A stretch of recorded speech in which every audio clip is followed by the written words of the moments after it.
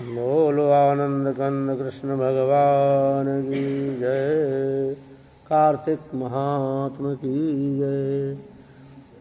परिपूर्णतम परमात्मा श्री नारायण जी के चरणों में बारंबार नमन। भगवान की पावन गाथा में आज नारद जी कहते हैं,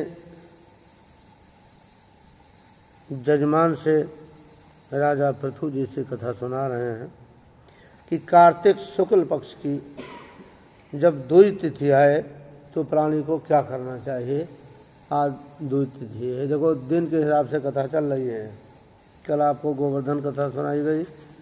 आज के दिन यमुना जी में स्नान का बड़ा फायदा है। मौका मिले तो वजीराबाद जाओ और वहाँ नहा के आओ। आज के दिन यमुना जी में स्नान करें, यम का पूजन करें। इसी दिन श्री यमुना जी ने अपने भाई की पूजा किया था। सूर्य की 3 संतानें हैं, एक यमुना जी, एक शनिदेव और एक यमराज। ये दोनों सगे भाई हैं, यमराज और शनिदेव। बड़े भाई शनिदेव हैं, छोटे यमराज हैं, उनसे छोटी सूर्यपुत्री यमुना जी हैं। इस कारण इस तिथि को हम यम द्वितीया भी कहते हैं। और भाई दूज भैया दूज के नाम से भी मानी गई है। इसी दिन भाई अपने घर भोजन ना करके बहन के यहाँ भोजन करें और उनको यथाशक्ति कुछ दान दक्षिणा दें।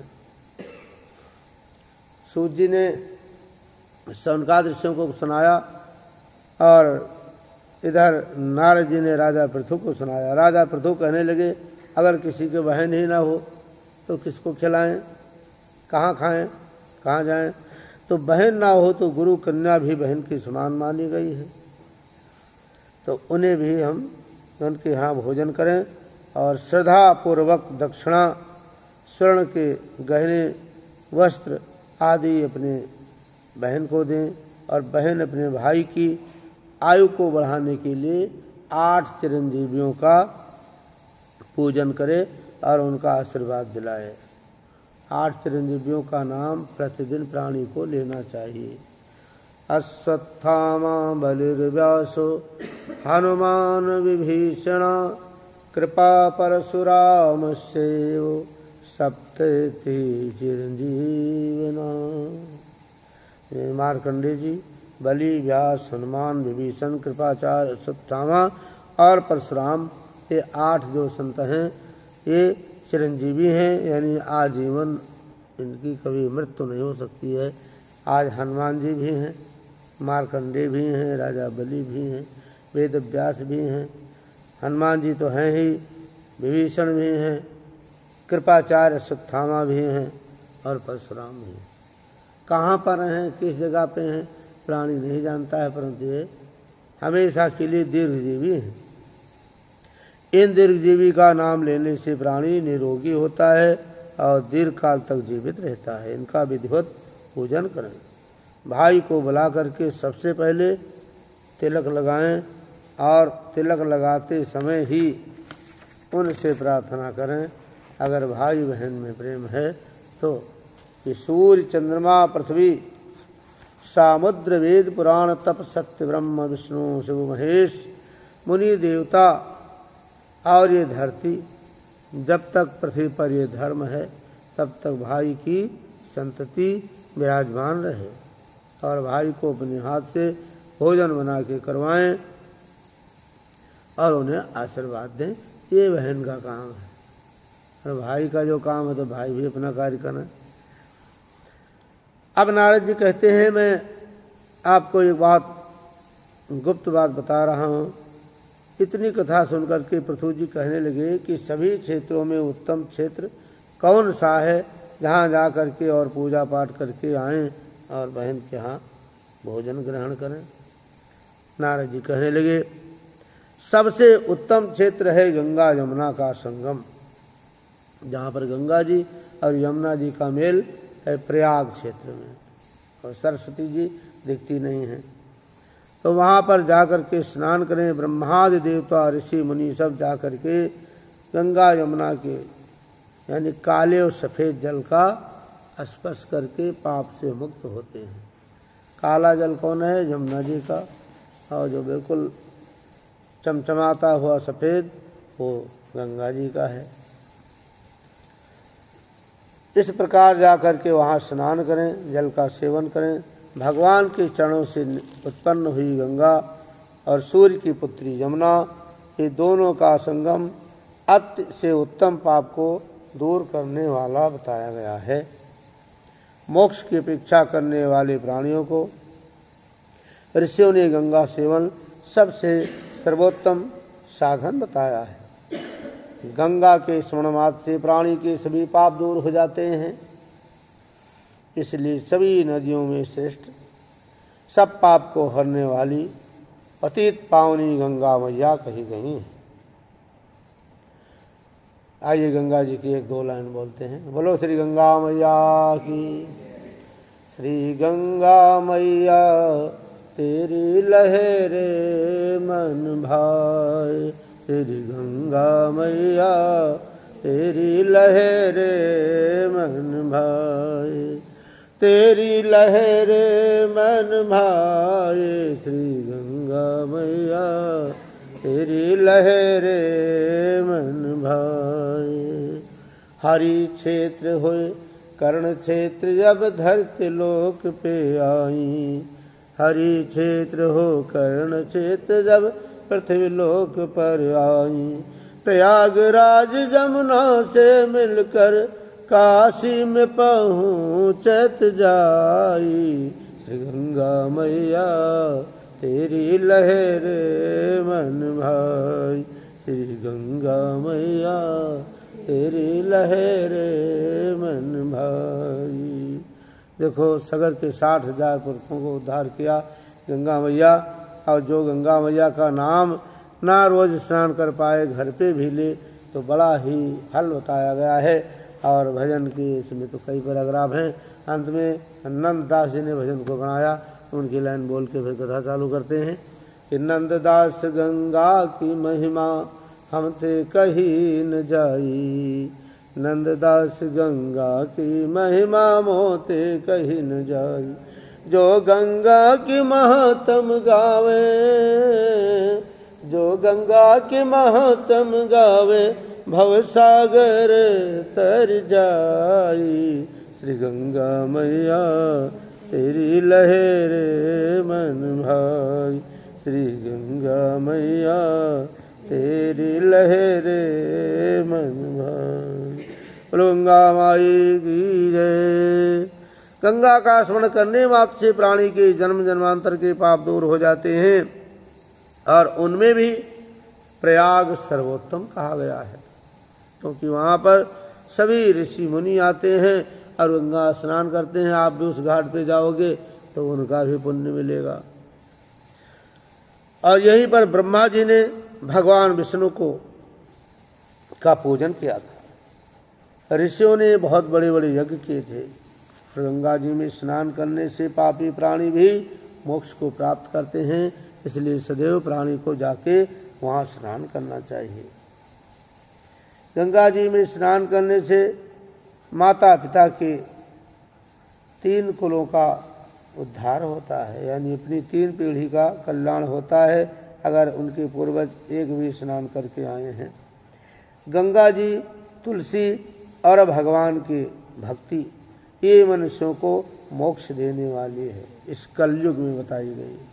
और युगों में तो बहुत साधना बताया गया, परंतु कलयुग में बहुत सरल बताया गया कि गा अक्षर से सारी बात बताई गई है। गंगा गीता गायत्री, यानी गंगा जी में स्नान करें और गीता का मतलब शास्त्रों का अध्ययन करें, सुने, तुलसी मैया की पूजन करें और भगवान की भक्ति में रहें। गंगा जी की अभिलाषा ही मनुष्य के पाप को दूर करने वाली है।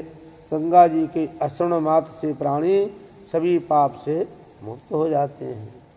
ये सारी जब बात सुना, नारद जी कहने लगे, हे राजन, गंगा का महात्म मैं क्या कहूँ, स्वयं विष्णु भगवान भी नहीं कहते हैं, 1 वर्षों तक कहें तो नहीं कह सकते, तो मैं तुम्हें क्या सुनाऊँ।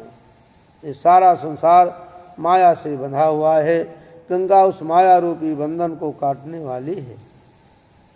अब गंगा क्षेत्र में और भी जो नदियां हैं उनका नाम सुनाता हूँ, जिसको सुनने मात्र से प्राणी के जन्म जन्मांतर के पाप तत्क्षण नष्ट हो जाते हैं। गोदावरी, कृष्णा, रेवा, अमरावती, तुंगभद्रा, कावेरी, यमुना, वाहुदा, वेत्रवती, ताम्रपूर्णी, सरजू इत्यादि सभी तीर्थ गंगा में ही स्थित हैं। काशी क्षेत्र में भी सब क्षेत्रों में से उत्तम तो बताया गया, उसी प्रकार सब जितनी भी नदियां हैं उनमें से गंगा जी सर्वोत्तम है। और ये क्यों सर्वोत्तम है? भगवान विष्णु के चरणों से निकली है। इनकी भी कथा आने वाली है, जो राजा बलि का कथा है। तो जब बलि को नापने के लिए भगवान अपना रूप बहुत बड़ा बनाया, उसी समय ब्रह्मा जी ने इनके चरणों को पखार लिया, इनके अंगूठे को धो करके अपने कमंडल में धारण किया। वही गंगा माई आज अनवरत बह रही हैं।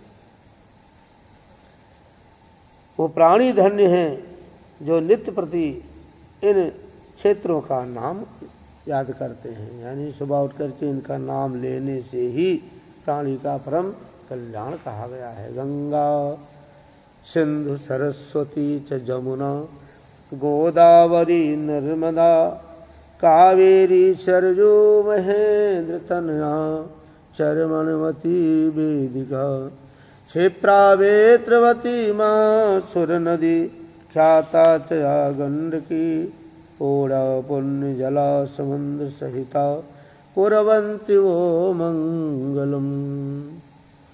जो 8 मंगलाष्टक हैं उसमें गंगा का ये महत्व दूसरे श्लोक में दिया गया है। इस प्रकार प्राणी जीवन मुक्त हो जाते हैं।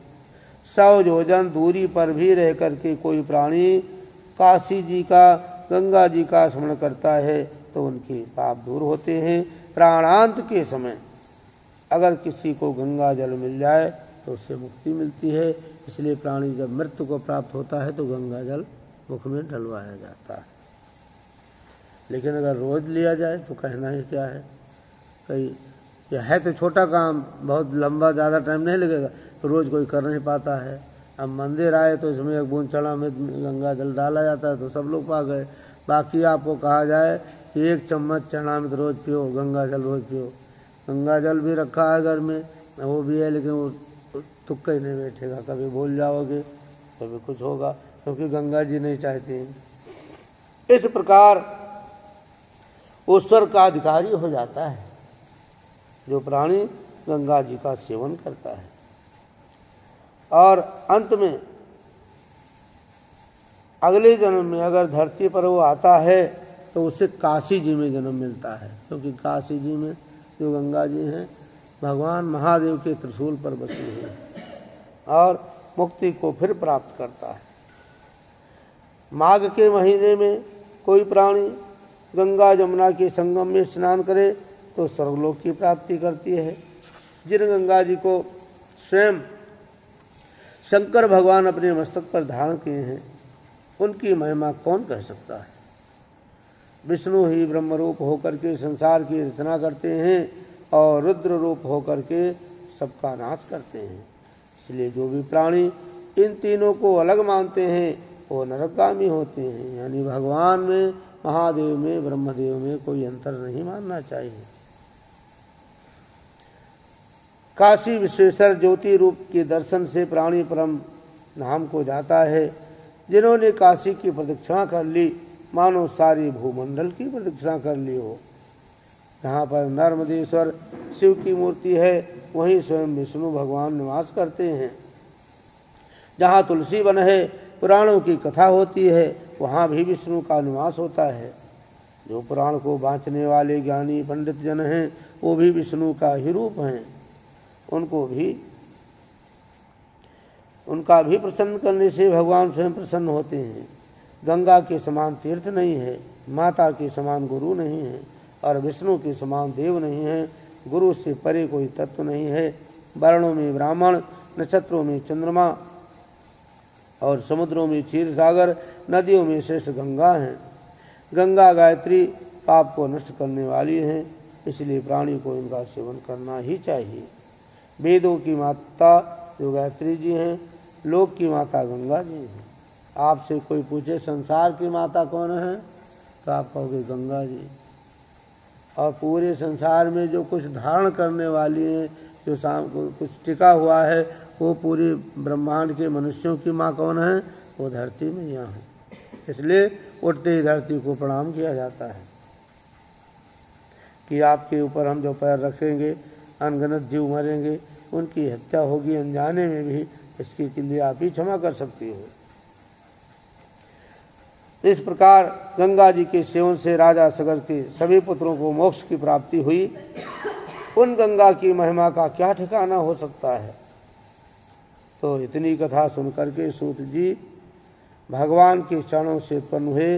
गंगा की महात्म कहने के लिए राजा पृथु ने नारद जी से कहा कि जब आप इतनी बात आपने सुना दिया, तो ये गंगा जी कौन हैं, कैसे आई संसार में, और इनके आने का कुछ खास कारण हो, तो ये सब भी कथा में विस्तार पूर्वक सुनाओ।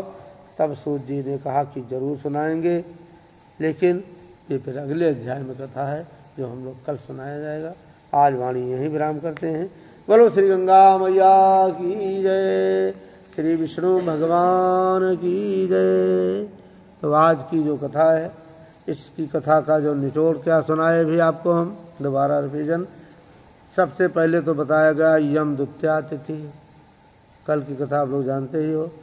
आज के दिन जिनके बहन हो वो बहन के यहाँ भोजन करें, बहन नहीं है तो कोई गुरु ब्राह्मण के यहाँ बहन उनको किसुमान रखें, उनको भोजन करें, और भोजन करने की अपेक्षा टीका चंदन उनसे करवाएं तो उनको कुछ दें। अच्छा, ये सारी बात नियम धर्म बताया गया है।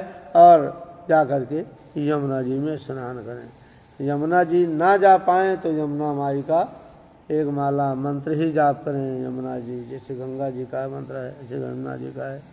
सूर्य नारायण से प्रार्थना करें कि आपकी बेटी से कहो कुछ कृपा करवाओ कि हमारे ऊपर कृपा करें, क्योंकि पिता प्रसन्न होगा तो पुत्री भी आएगी।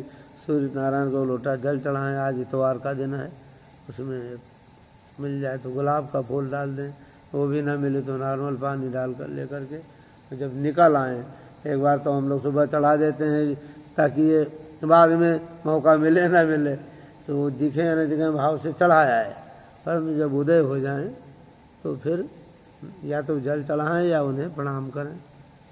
अभी दर्शन नहीं हो पाया तो अभी हमने भाव से जल डाल दिया या अपनी जिम्मेदारी पूरा किया कि भाई झंझट न रह जाए, दोबारा चढ़ाऊँ गिर चढ़ाऊँ, तो उठा के जैसे तैसे वहाँ गिर जाए। लेकिन जब उदय हो तो उन्हें प्रणाम करें। तो ये गंगा जी की यमुना जी का पूजा हो जाएगी, क्योंकि सूर्य की पूजा के बिना यमुना की पूजा के हम अधिकारी नहीं। तो भाई बहन के संसार में जो प्रेम है उसी के लिए कथा यमदूती बनाई गई है। तो आज के दिन बड़ा महत्व है। सूर्य तनया पुत्री को नमस्कार, और उसके बाद में श्री गंगा जी। अरे दोनों कुछ ना कर पाए तो उससे भी एक सरल आपको बता रहा हूँ सबको, और सबको मालूम है, सबके पास यहीं पे हैं ये गंगा जी, ये यमुना जी। तो इनका कान पकड़ करके गंगा जी के नाम लें खूब अच्छी तरह से, टीका चंदन लगाएं, और इन्हें तो ये नहीं कि बहन बैठी हो तो खाली कान पकड़ के रह जाएं, उनको न प्रणाम करें। पहले तो वो करें, वो ना कर पाएँ तब ये ऑप्शन है। जब कोई दूर बैठा है, नहीं जा पा रहे हैं, कोई साधन नहीं, तब के लिए है। तो ये सारी सुविधाएं आपके पास हैं।